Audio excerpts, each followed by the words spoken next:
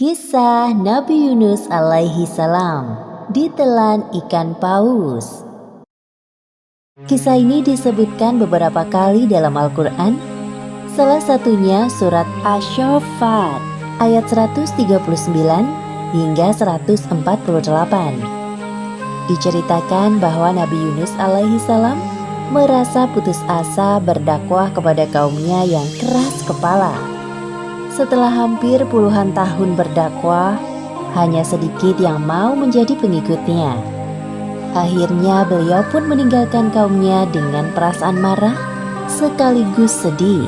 Allah Subhanahu wa Ta'ala mengutus Nabi Yunus untuk berdakwah kepada suatu kaum di Ninawa, negeri yang terletak di daerah Mosul, Irak.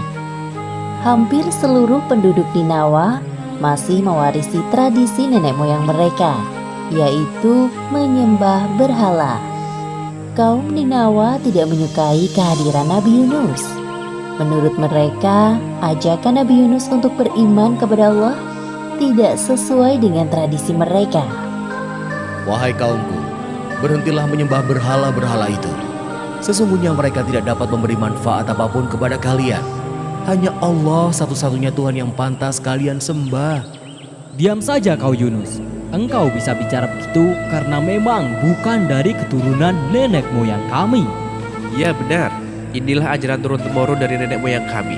Sedangkan engkau hanya pendatang di negeri kami yang tidak tahu apa-apa. Pergilah, kami mau beribadah kepada Tuhan yang nyata terlihat, bukan seperti Tuhanmu yang tidak terlihat. Hahaha. Kasihan sekali dirimu, wahai Yunus. Nabi Yunus mulai tersulut amarahnya mendengar cemoohan dari kaumnya. Bahkan dengan beraninya mereka menghina Allah. Lanjang sekali kalian berkata seperti itu tentang Allah. Wahai kaum Ninawa, tunggulah sebentar lagi azab akan turun kepada negeri ini. Aku telah berkali-kali memperingatkan kalian. Setelah beberapa tahun berdakwah, pengikut Nabi Yunus hanya sedikit. Berbagai cara telah dilakukan untuk mendekati kaum Ninawa, namun mereka malah menghina Nabi Yunus. Sampai akhirnya beliau mulai putus asa. Kemarahan dan kekecewaannya bercampur menjadi satu. Kemudian Nabi Yunus mulai berdoa kepada Allah. Ya Allah, ya Tuhanku, hamba sudah tidak tahan lagi menghadapi keras kepalanya kaum Ninawa ini. Sekiranya engkau mengutus hamba untuk berdakwah di tempat lain, hamba bersedia. Ya Allah, hamba mohon kabulkan permintaan hamba ini. Disinilah letak ujian Nabi Yunus. Beliau tidak sabar dalam menghadapi kaumnya dan akhirnya memilih untuk meninggalkan negeri Ninawa. Padahal tugas dakwahnya belum usai. Tak lama setelah kepergian Nabi Yunus, hal buruk terjadi pada kaum Ninawa. Tiba-tiba, cuaca yang awalnya cerah berubah menjadi gelap. Hah? Keras sekali suaranya. Apakah ini yang dikatakan oleh Yunus tempo hari? Wahai ayah, aku takut. Jangan takut wahai anakku. Ini pasti azab Allah yang dijanjikan Nabi Yunus kepada kita.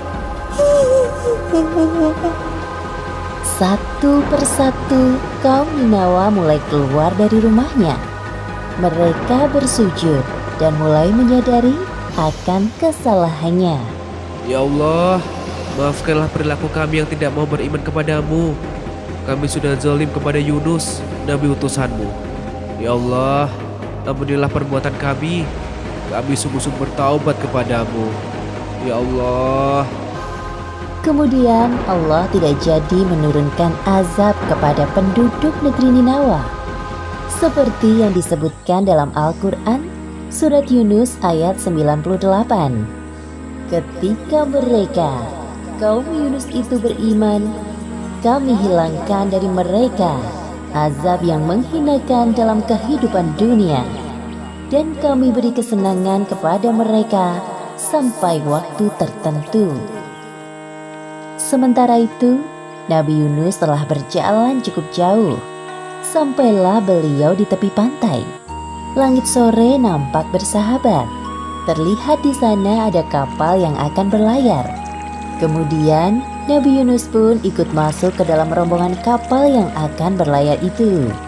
Semua orang heran melihat penampakan seorang nabi di dalam kapal.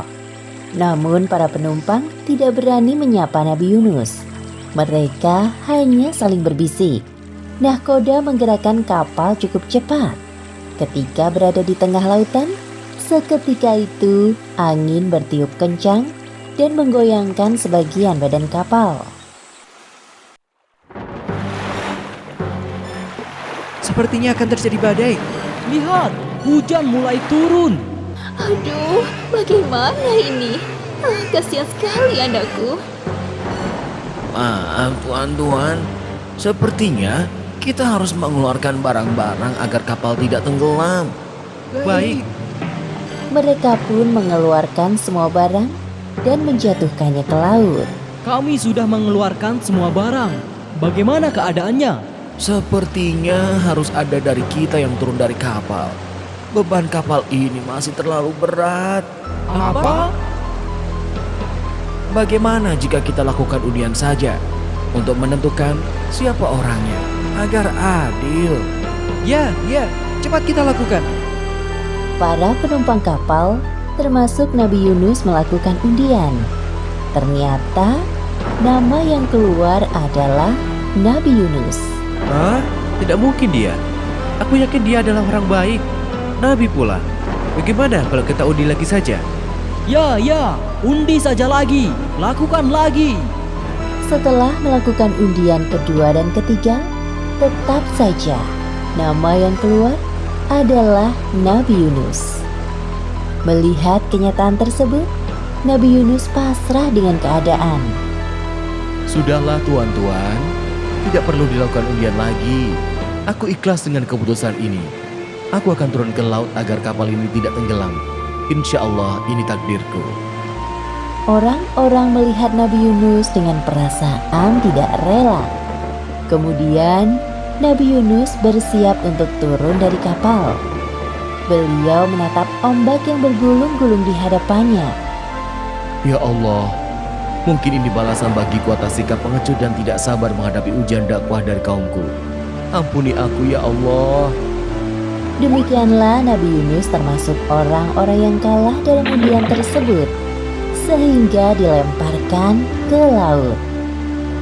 Setelah Nabi Yunus menceburkan diri ke tengah laut, tak lama kemudian muncul seekor ikan paus yang sigap menelan beliau. Nabi Yunus pingsan selama beberapa hari di dalam perut ikan paus. Saat membuka mata, yang Nabi Yunus rasakan adalah kegelapan dalam jiwa dan raganya. Perasaan bersalah kepada Allah selalu menghantuinya.